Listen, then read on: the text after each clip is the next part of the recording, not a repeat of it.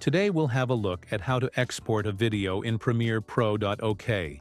So you've just edited an epic video, but you can't really find the right way to export it.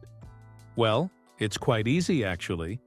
You can either press the Ctrl+M or Command+M on a Mac, or go to the menu, Filed, Export Media. A new window called Export Settings OS open. On the top right side you can find the format settings to which you can export. Now most of the time you'll probably need a high-quality video that isn't too big in size.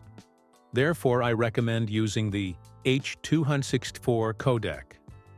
This is actually one of the most used codecs for sharing because it is supported by every big video sharing website, such as YouTube and Vimeo, and also perfect to share with family and friends.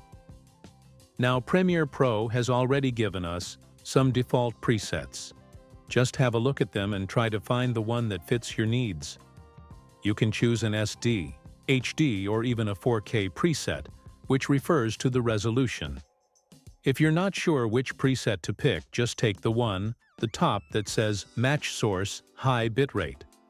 So there's no need to jump into the advanced settings below. Simply hit Export and wait it out. Thank you so much for watching, and as always, stay creative.